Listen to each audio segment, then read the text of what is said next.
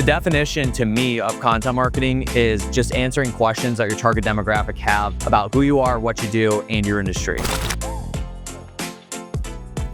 And that's the speed to lead that is so, one of my mentors when I was a young man, he just said, hey, listen, money loves speed. You're just never going to A, reach your demographic, and B, definitely not convert them. Like I have a client in Atlanta that he only does probate deals. So the only content we ever put out is about probate deals. That's it. The amount of opportunity I have to educate this consumer first before entering my funnel is teeny tiny.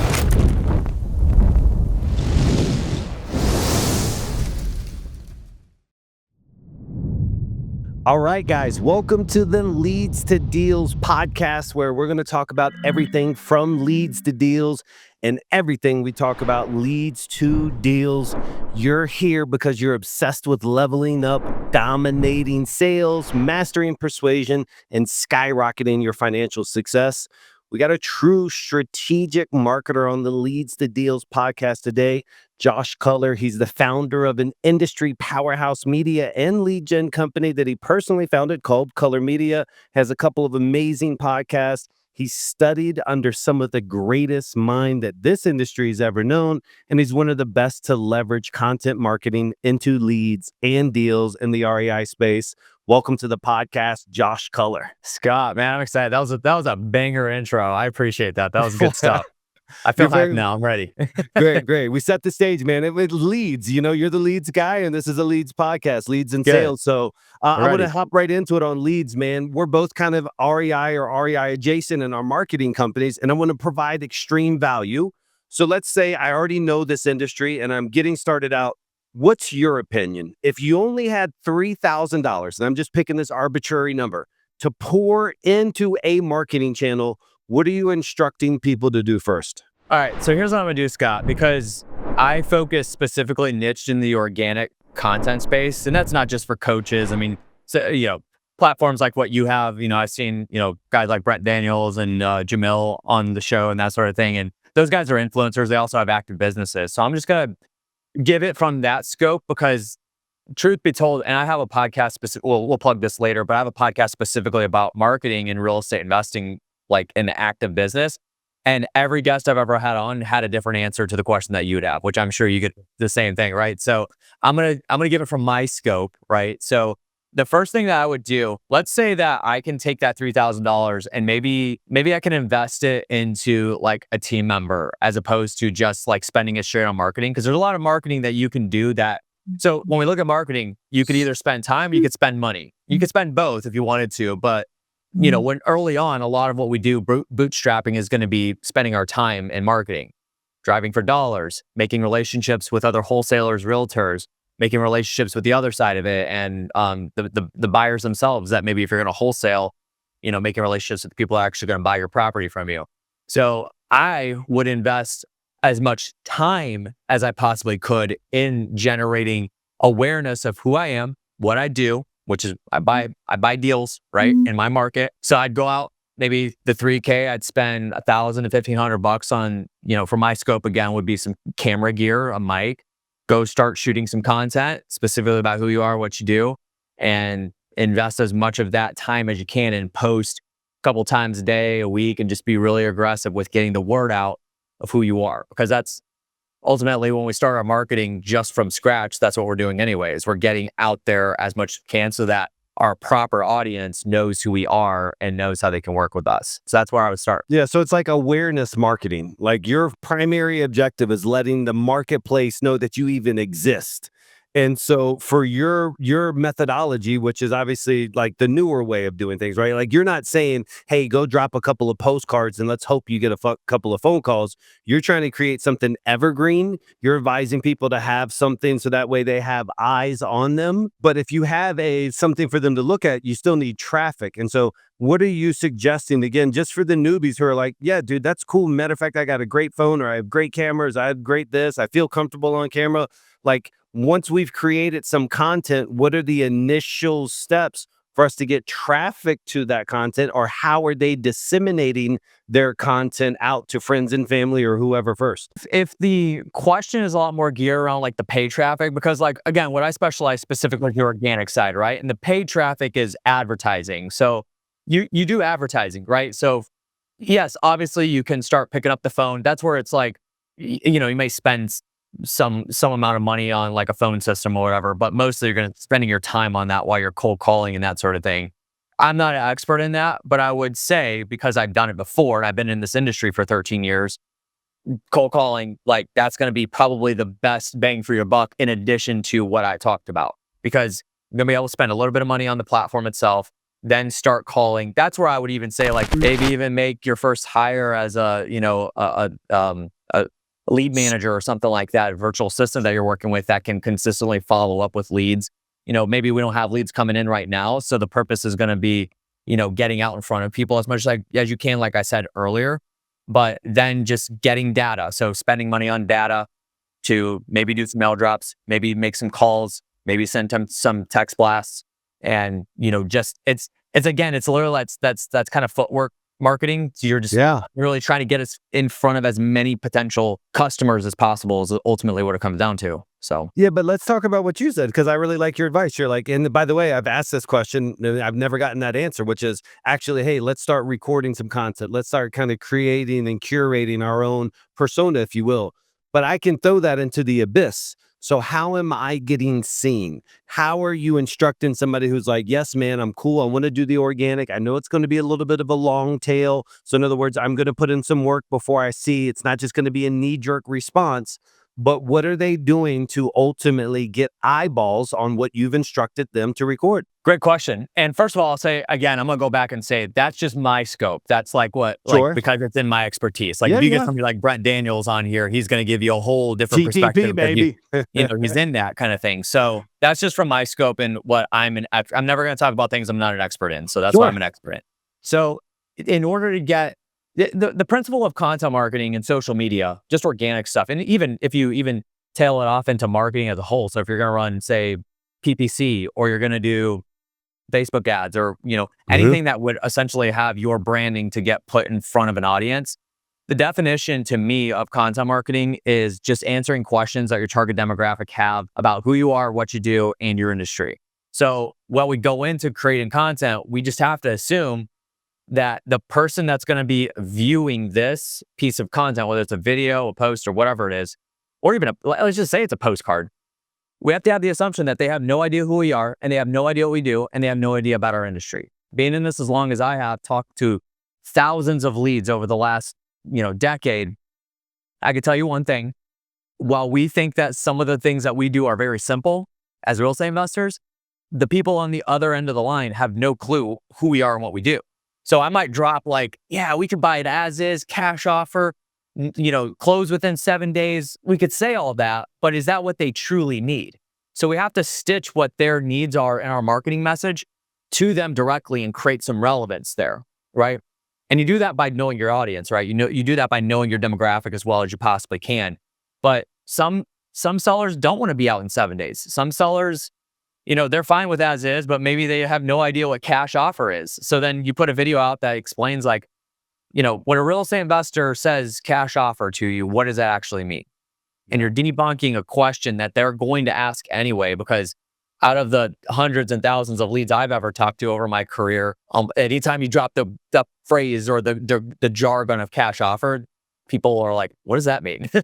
So to me, again, when it comes to content, when it comes to marketing, is you're just answering questions. You like, and obviously you have to have leads in order to get questions asked by leads. But normally when I'm telling people topic wise what to come up with for content, first thing I say is like every question that a lead has, write it down.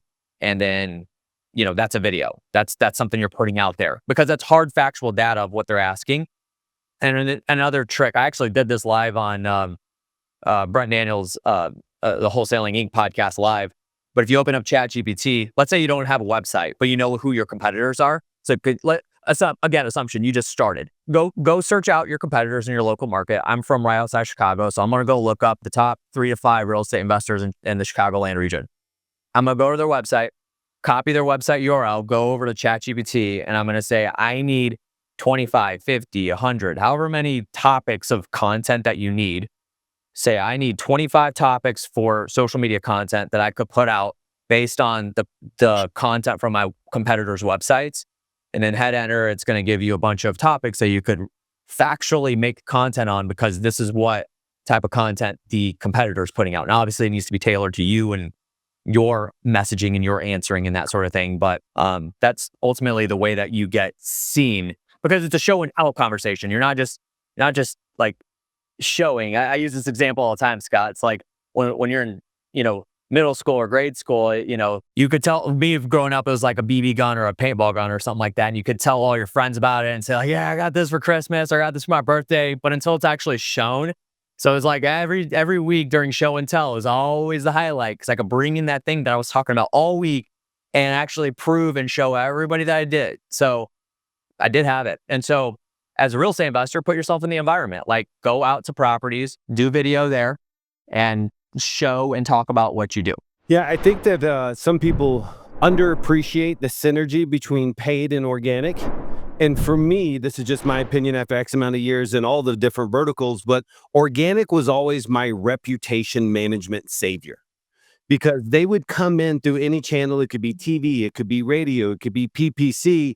And once you understand all customers, all consumers, particularly low funnel people, people who are about to pull a trigger, people who just signed a contract, maybe even people who just signed a contract or are reviewing a contract with your competitors, that's when they're really going online and doing that validation method. And so if all you have is that same paid traffic that they already came through, and you don't have that organic where it looks like Google recommended it, then you are completely missing out, and you're going to just blow your marketing dollars over here because you don't have a safety net there. Yep, absolutely. We all know those, like when you get hit with the spam, and it happens all the time. You get actual mail pieces from like credit card companies and the fencing company that's local to you and that sort of thing. But then you go look them up and there's nothing there, and it's like, I don't know about that one. And another thing too is it's not even just like what you said, it's that, but it's getting even more serious out there now with this whole AI coming to the forefront. And one of the things that Scott, I think that needs to be talked about a lot is, obviously we talk about like SEO and marketing and how important that is, and making sure that that, because that can generate considerably organic traffic to your websites. But even AI, I have a buddy of mine who kind of coined this and called it GEO, which is generative engine optimization. So people nowadays, I mean, for me, I don't know about you, Scott, but for me, I stopped using Google like 2 months ago. Now, when I need an answer to any question that I have, I go straight to ChatGPT and I'm asking it, because so if you do a Google search, so if a seller, let's say, for example, a seller goes and looks for how to, I need to sell my house in Chicago, like, who can I sell it to? If I go to Google, it's going to lay out a bunch of options. Now, what you said is super relevant, because that content is very important to validate the reputation, the authority that you have in the marketplace. But what if the search platform actually gave the direct answer to the lead because of how specific they were asking? So maybe they said, I just inherited a property from my, great grandfather. I don't have any idea what to do with it. I don't want to fix it up. I don't want to rent it out or anything. I need to sell it within 7 days for cash and get it out from underneath me. Who do I go to? If they type that into ChatGPT, it's going to scrape every website that ever existed in that specific geographical location, and it's going to get them the exact answer of who they need to talk to based on the search itself. So that's where the content comes in and leverages, because it's scraping the content. It'll scrape your YouTube channel. It'll scrape your Facebook page. It'll scrape your Instagram account. It'll scrape your website, everything. And then it can give a very contextual answer to the searcher. And then now the searcher, in their mind, they're like, well, I trust ChatGPT because it's never led me astray. That's the first person I'm calling. That's how important it is now. Yeah, I just like you, over the past number of months, rarely, if ever, go to Google for anything, because it just takes so long to be able to sort through the results to get the answer versus going right to GPT. But it's also changed how I even ask the questions. Fundamentally, I'm able to almost get the answer that I would have got from the real estate investment office. And so it's really changed this dynamic to where it puts me, I would feel in even more of the driver's seat, where I would ask that question and expect for it to teach me how to do it without the REI guy.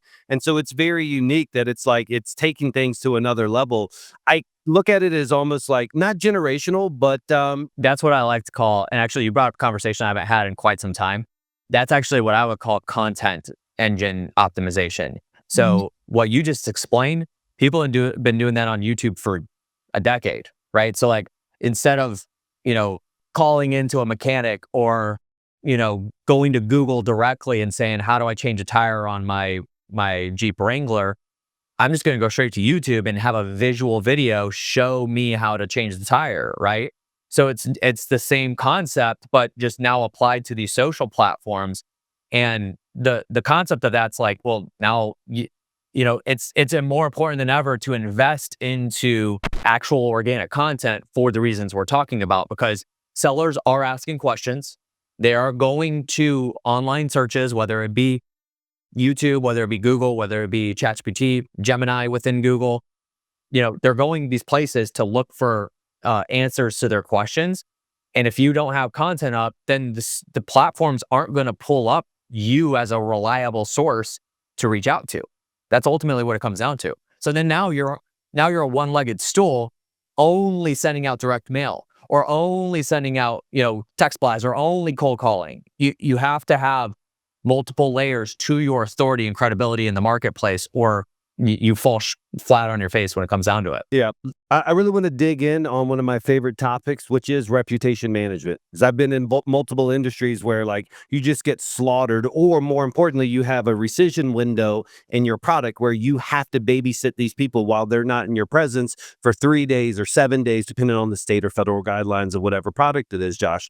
And so like I really appreciate how you have to have good content online, but also the age differences. So the Better Business Bureau for somebody who's 60 years old still matters so much today. That $500 on any of your conversion landing pages, that little blue torch will generate you more deals. But it's different by the decades, don't you agree? Yeah, but that's again, like if I mentioned I did that live example on Brent's Uh-huh. podcast, and we searched up a random user that was live on the show, and just kind of did like a trial run. And the first thing I brought up was their BBB rating, Nice. because it scraped the website for their actual listing for the business, brought that up, and that was the first thing that it showed on the search results. Then it showed Google reviews, then it showed Yelp reviews, if there was any, like, then it went down the line. But yeah, absolutely. Absolutely. And so, you know, what are some of the cool strategies that people can do, though, that you would recommend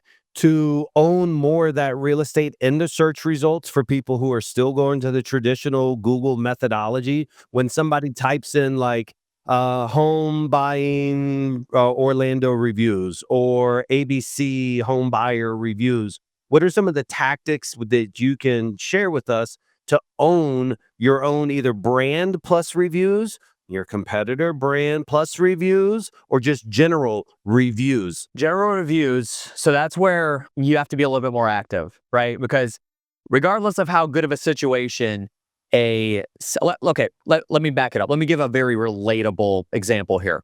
If you go to a restaurant today, you know, I just went out to lunch with my wife a couple hours ago. We went to a local Mexican restaurant. I've been in that Mexican restaurant. I mean, we go like maybe at least once a week for the last 2 years. And I've never left a Google review for them. It's not that I don't want to. It's just, I just haven't thought about it. Once I'm done with my food, I'm like, great, thanks.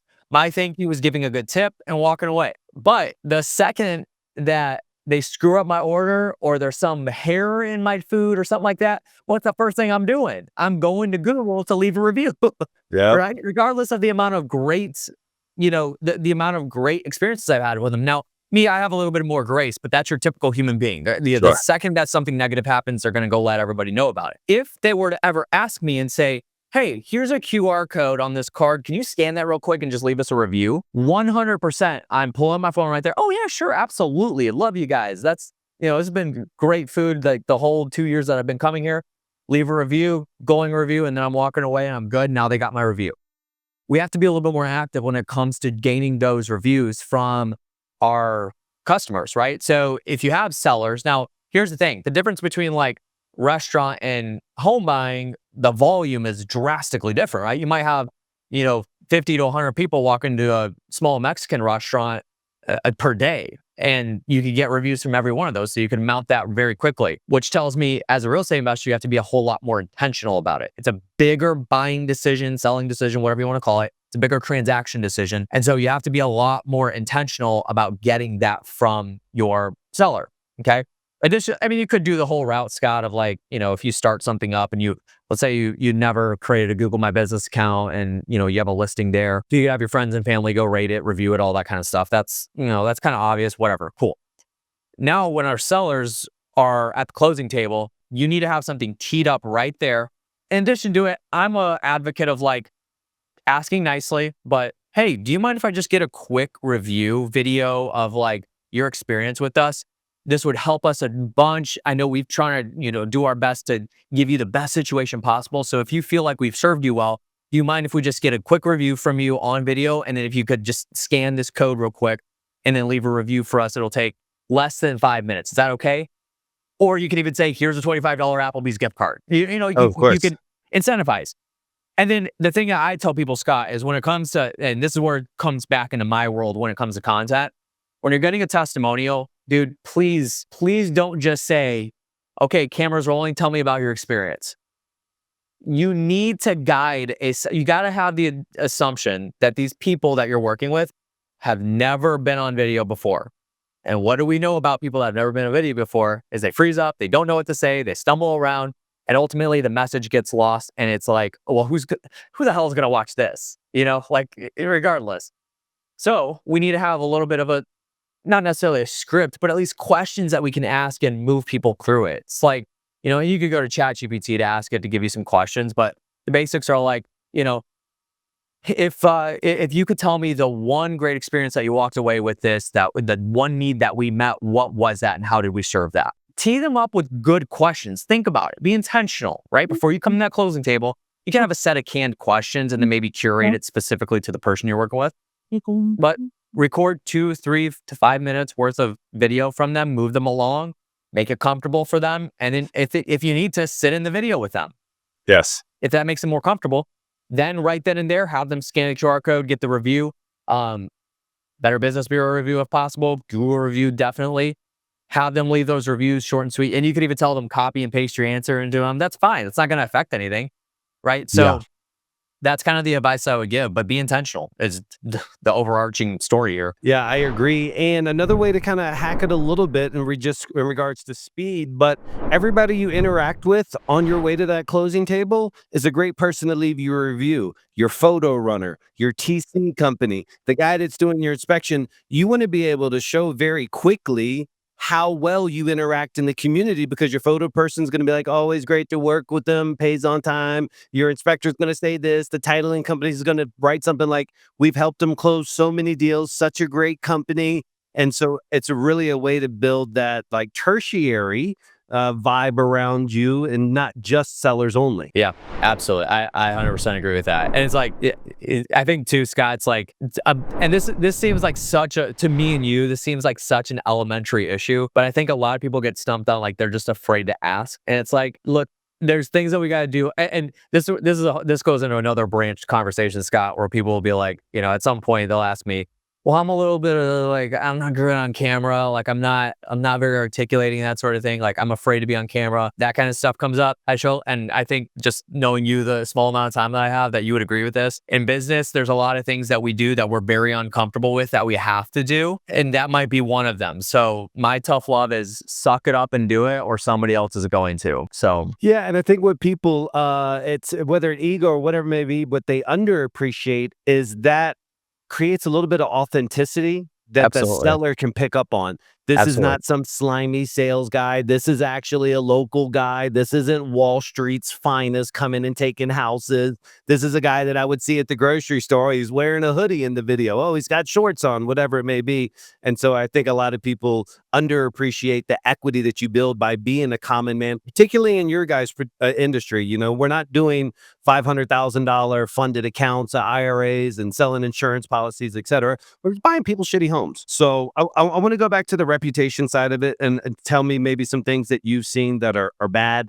For me, when I got into this space, I really started to witness just small things that people were doing in regards to their online presence. And even something as simple as their phone numbers don't actually go to an after hour service, or they don't have any type of nurturing sequence, or they just have absolutely nothing other than I love Carrot. I had a guy from Carrot on my podcast the other day, but they got this one Carrot page and they have nothing else. So are you typically just helping build stuff up for people, or are you having to fix bad practices? What are you doing for people's presence? A little bit of both. And funny that you bring up, and they know this. So the Carrot crew over there, they're actually clients of mine. We manage all their content, and the thing that they always try to staple into people, and I see this type of content for them go out, and we're being a little bit more aggressive with it, is when somebody signs up for a Carrot website and they do nothing with it. They slap their logo on there, put some of their verbiage in there about their name of the company, maybe a picture of them, and Man, that's it. And they don't touch it after that.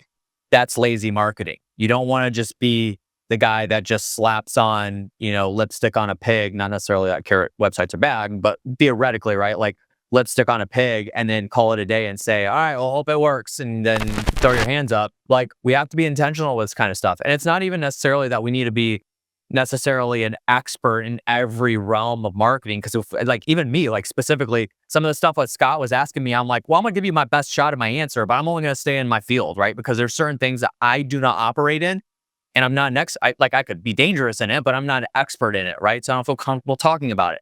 That being said, like if you're somebody that you're like overwhelmed with all these things you got to do in marketing, the thing that I would evaluate is like, well, what can I actually do now? And what do I need to delegate off?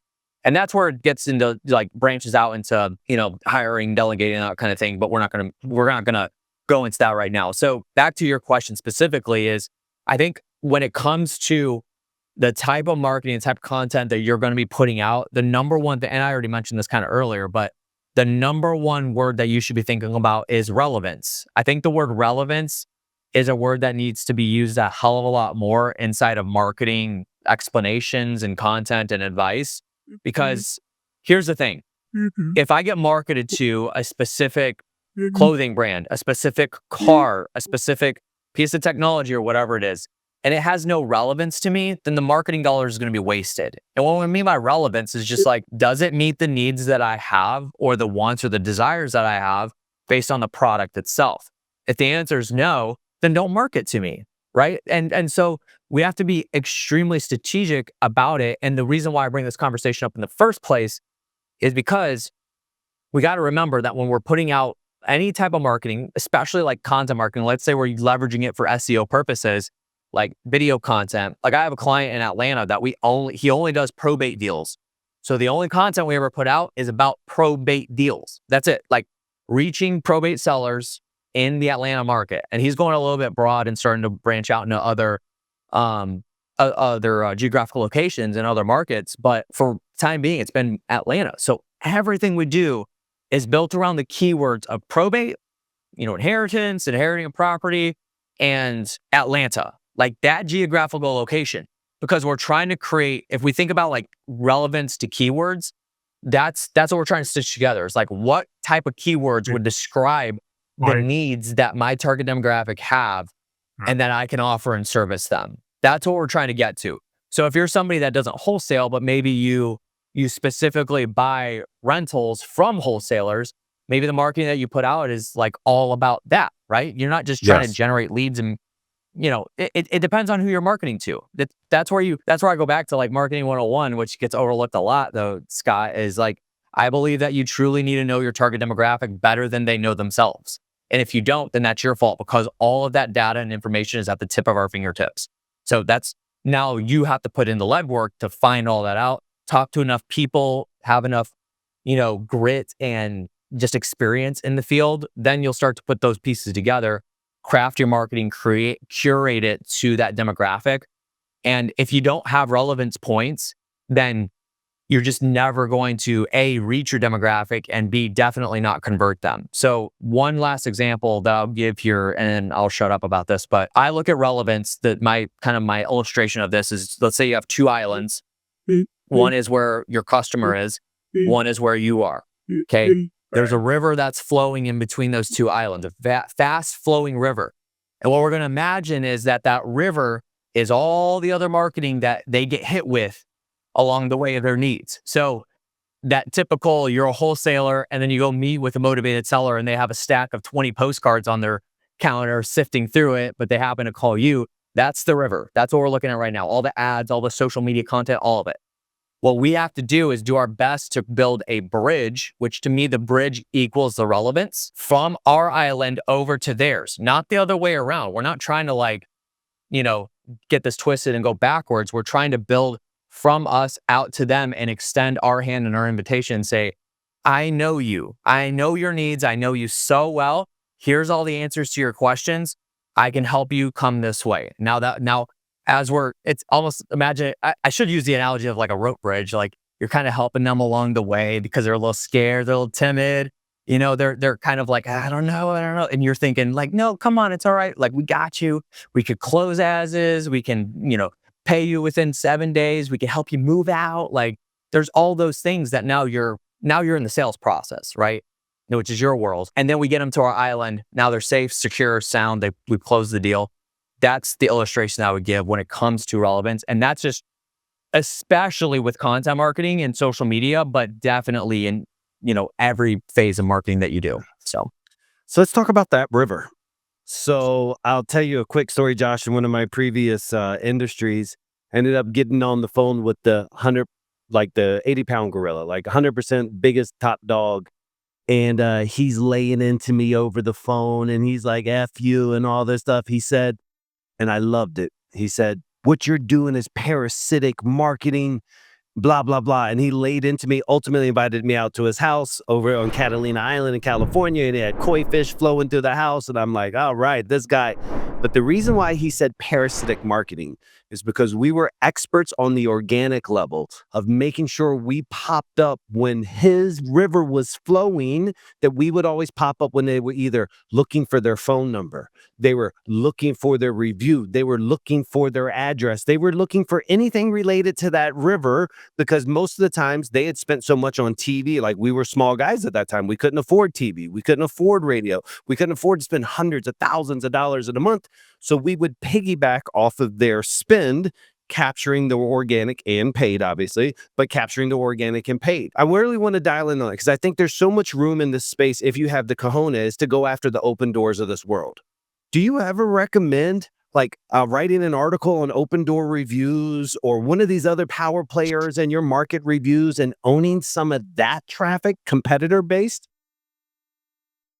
yes and no. I think it depends. Here's the thing, Scott. Like, it really depends on, first of all, do you have all your facts right? Like, that's like, because if you had done that type of marketing and didn't have facts correct and there was misinformation that was, being now you're going into You're risking a world of lawsuits. yeah, exactly. Legality stuff, right? So And even if you got your facts right, you're still risking lawsuits. You have to have the cojones. still, yeah. And so, like, to me, it just depends on the type of business owner you are, the type of person that you are. If that's something that you're willing to gut up into and do, then sure, why not? But I still think that, and this is where, again, it just depends on the type of business owner. I still believe that ethical marketing still has to come into play. To me, unless there's something that's actually bad happening, I don't believe in like thrashing the competition and speaking bad about them and that sort of thing. You could there's certain ways to do things. I believe I try to be a very ethical business owner, and especially in marketing.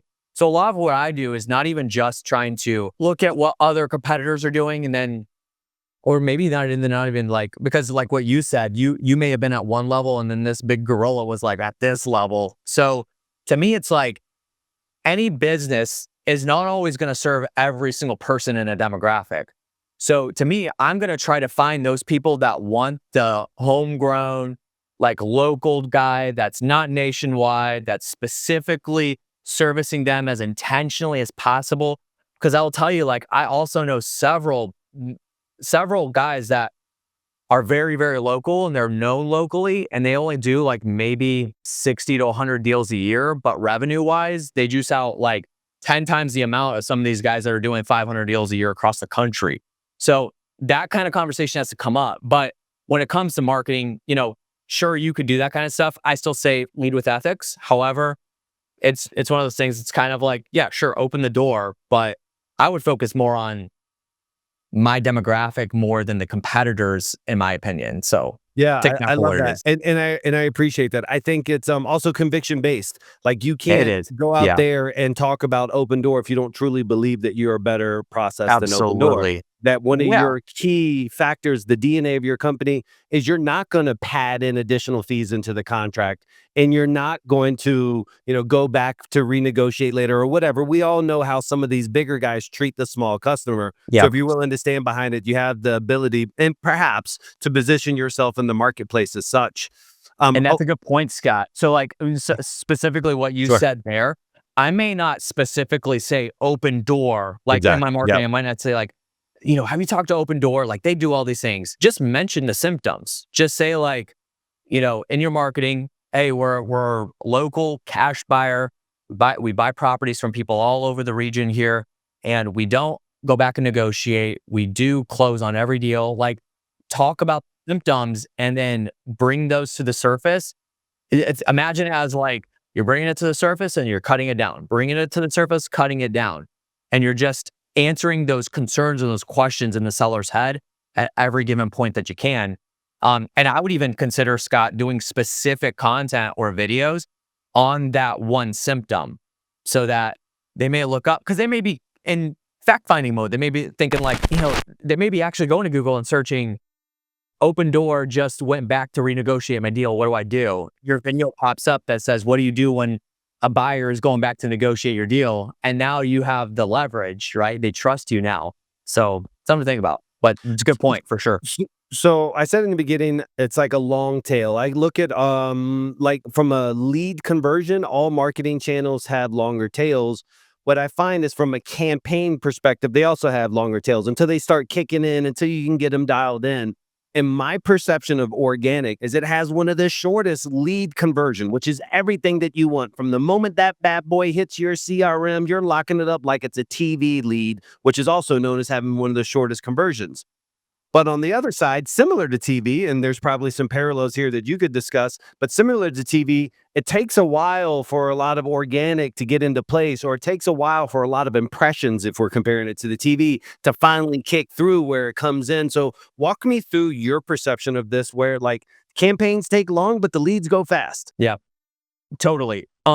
Let's specifically give the example of like SEO. SEO is known as one of those things where specifically it takes forever to like build that. I think you mentioned it earlier too, is like if I have competition, especially in a deep market, Dallas, Texas, Los Angeles, Chicago, Atlanta, where there's tons of competitors there, if I give enough effort, it may take me and a big enough budget, it may take me years to rank high in the SEO search, right?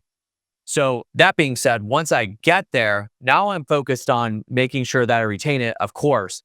But now we go into where marketing and sales kind of collide and cross over, and now it becomes kind of gray area. Because you know as well as I do, Scott, specifically like an SEO lead, as soon as they come in, you got to be answering the phone and again, it's funny enough because I mean, I've had so many conversations with Brett Daniels, but the talk to people guy is like, you definitely have to be, ready to answer the phone at all times if an SEO lead comes in, because they are actively searching for an answer to the question that they have and they're shopping, right? So they like, if you can imagine, you have one office here and then your competitor is literally right next door, which online they're only a click away. If I'm looking for a solution to a house that I just inherited from Uncle Bob, and I go look up on Google what to do with my house in Chicago that I just inherited, and your website comes up, I might call you at 7 o'clock at night expecting an answer because I'm motivated right now to go look for the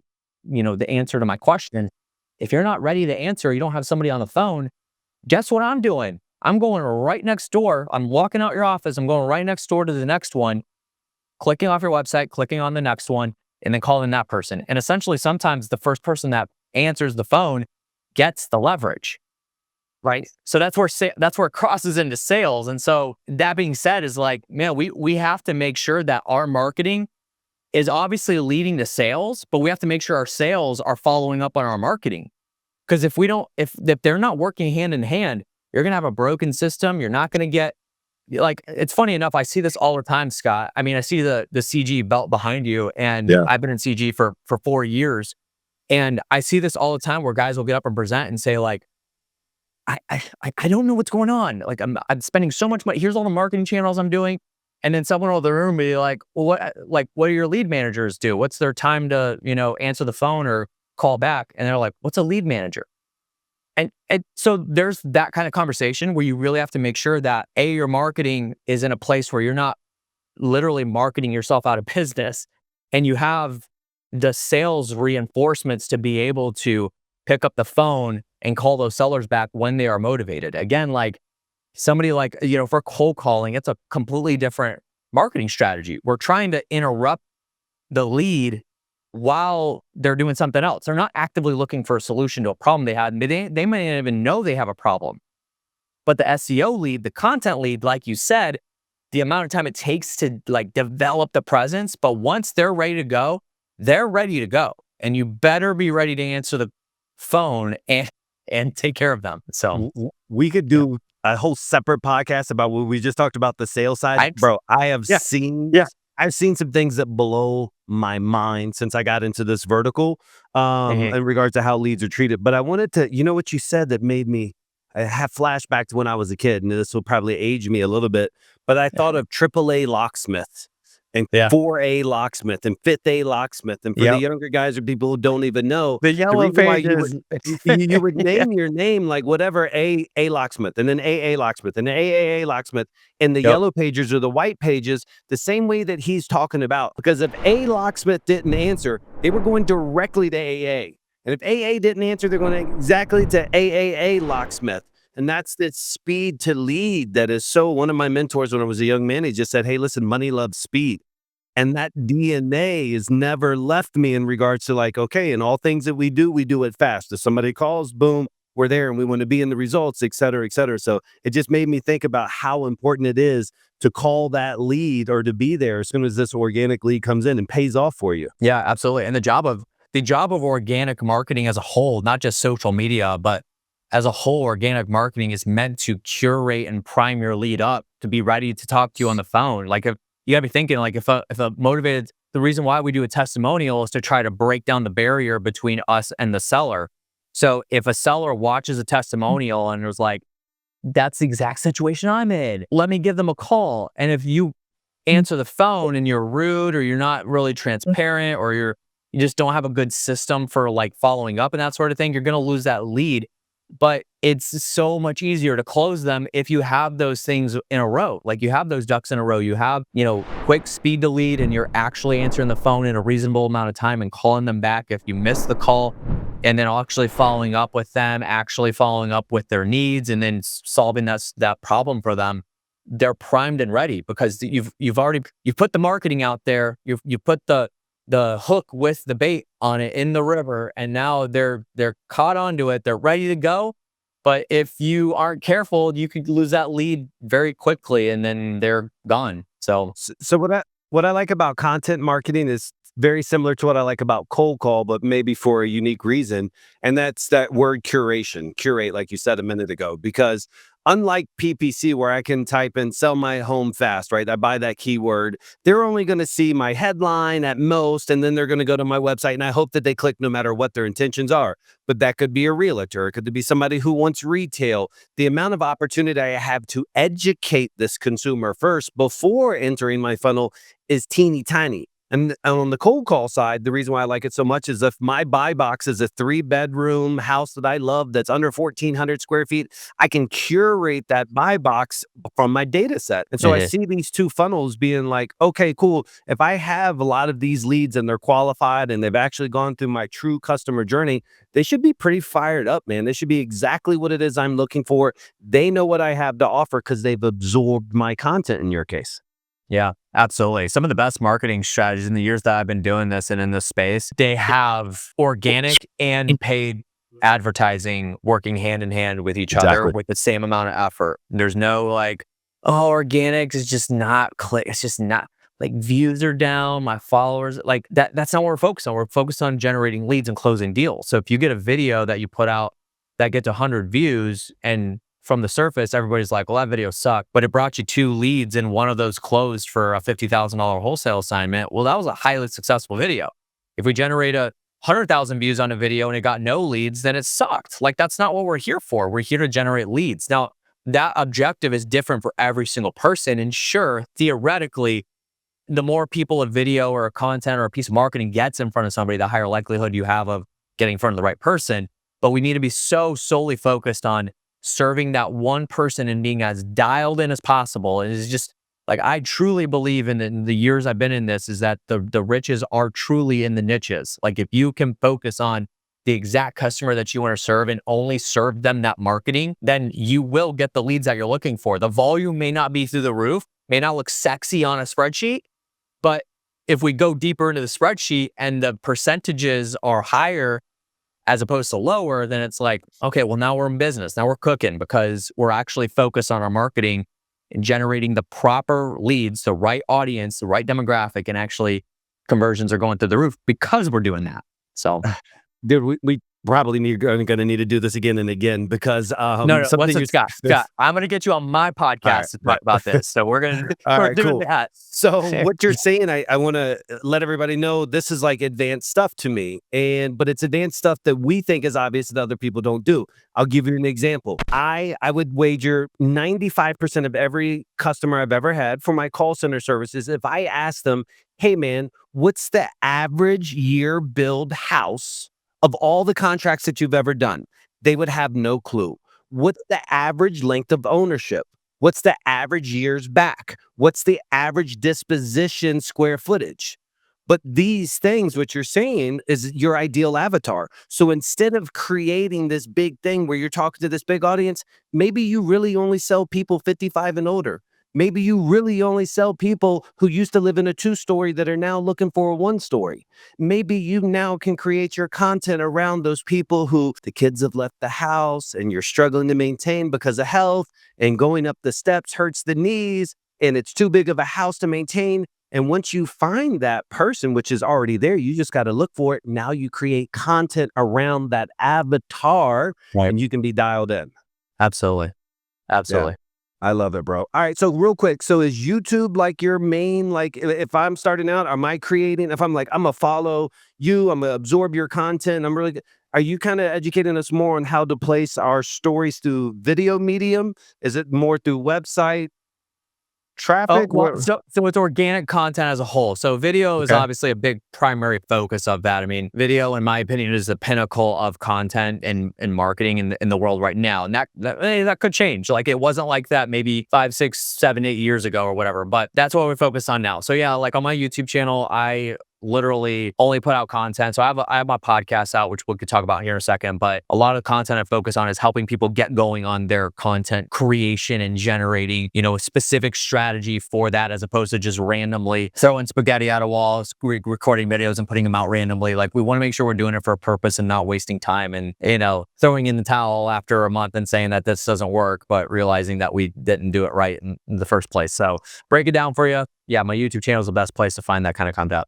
So I'm a big motivational videos guy. Like, I'm trying to get fired up. Like, I just jumped out of a fucking airplane every morning at my house. And so one of the things I picked up, Josh, within the past probably month, is I'll click on the icon and it'll be like, oh, new Tony Robbins, new David Goggins, whatever is in my feed. And I'm like, oh, I've never seen this video. I've been listening to these guys since as long as they came out, right? And I'm like, oh, a new video, weird. And I click it and it's Tony, but it's not. And I can tell it's just so much of his audio content that somebody fed it a GPT in his likeness. I can tell in the tonality, it's just missing something where David Goggins would growl. And so how is that now? You look 6 months ahead, you look a year ahead. How much of this content that we're teaching people really isn't needed for them to do? It'll just be program based and not recording themselves. I'm still figuring that out. Like, that's a daily discovery. Right now, there's not a concern of it because of the reasons that you gave. It's really hard to mimic. But like, even like, I was at a small mastermind in Tulum, Mexico, last week with some guys, and we were talking about this kind of stuff. We were digging through ChatGPT and trying to discover how we can create certain types of content, create some videos and that sort of thing. And we were doing like facial recognition stuff. And there's some pretty crazy but cool but scary things that you could do with it. I mean, we all see those fake videos out there of Trump doing certain things or Patrick Mahomes doing certain things. Like that's all like it's getting there, which is kind of scary. I think that there are certain mediums right now where you really don't need you to be on video or to be on camera. However, there still needs to be involvement from you, which again, Scott, that's a developing story that I'm still like working on figuring out like, okay, where does like somebody not being on camera come into play where you can just like audio wise. And here's the thing too, a lot of people don't think about this, like specifically audio to video, right? So if I for whatever reason am self-conscious and I don't want to be on camera, I don't want to show my face, I could theoretically just record an audio of and read literally a script word for word off my computer without even having to look at a camera and recording myself, and then pair that with a bunch of B-roll on a video. Theoretically, you could do that. And that's been around for as long as video content creation has been around for years. So that's even a phase of it. But I just think that still you're going to need that human person that's orchestrating that kind of stuff, because AI can't do something currently, can't do something without being told what to do. So we're even testing a lot of like, now this is scary. This is getting like kind of very, very off the rails when it comes to this kind of thing. But we are testing some methods with AI where we can actually take a bunch of like, let's say you have scripts, let's say you have some like P&Ls that you want to share with people, or proper ways to run your finances, proper ways to generate leads, or pick your topic, whatever it is. And you have documents, you have training courses, you have podcasts. We could take and combine as much of that content as possible. The more, the merrier. Throw that into an AI system that will combine all of it and then spit out a podcast episode specifically on that in your voice. So you'll record like 3 or 4 lines with voice inflections and stuff like that within the system, and then it'll take and then you can edit it out. You could, if something doesn't sound right, you're like, take that out. It's kind of mind blowing. We're testing it right now, but it's an ever developing story. So yeah, I think it's gonna. I'm on one of the most disruptable industries, which is the call center side. So I'm really, really geared into it. Yeah, for sure. I can tell you, I said this to my landlord the other day when I was renegotiating a 2-year lease. I said, buddy, every customer, because he's got multiple call center offices here in town. I said, every single one who's just doing basic inbound customer service, you lock them in as long as you can right now. Because I'm telling you, simple order taking, most of it in the city that I live in, it's Uber customer service, Target customer service, Nintendo customer service. Those entry level, easy to deal with calls will be cannibalized momentarily by AI agents. So anyways, it's interesting. I wanted to get your perspective on that. Tell me about the podcast. How do people find the podcast, etc.? Yeah, I'll talk about that. So this is a good segue actually, because when you get on my podcast, we're going to talk about that specifically, because that's a topic that I am highly interested in, because obviously like, answering machines, they're not answering machines, but like automated voice answering from phone. Like if I call an AT&T right now, because my phone is like messing up, they're going to have automated reporting, right? But it's like now we're going into a world where actual conversations can happen between AI and a human, and the human on the other side has no clue. So that's kind of stuff I'm imagining that you're toying with at the moment. But we'll get you on my podcast to talk about that. So my podcast is the REI Marketing Weekly. So we only talk about marketing and sales, and we get right to it. Like no introductions for anybody. Like I'll do a brief introduction at the beginning of the episode, but it's a very tactical, tangible podcast that we do. It runs normally 20, 30 minutes, so it's short and sweet, specifically around 1 or 2 topics at most. So it's a weekly episode, and then I put out a weekly episode for me, just myself, giving some topics about content marketing and social media and that sort of thing, but all centered around active real estate investors, generating leads, closing deals, and that sort of thing. So nice. Yep. Nice. I appreciate it, man. Well, cool. I've been consuming a lot of your content since I found out about exactly the impact that you were making on the space. It's cool to be able to see that perspective, other marketing channels being so transparent in this space and picking up and learning some things as well too. So I look forward to connecting with you, man, whether it be in your podcast or one of these upcoming CG events. And I appreciate you for coming out here and chatting with us. So at Josh Culler on YouTube. Mhm. And then IG as well too, the same? Yep, same thing. So just look for Josh Culler. You'll find me there. Awesome. You're the man. I appreciate you taking the time with us today, Josh. Thanks, Scott. Appreciate it, All man. right. Talk to you, brother.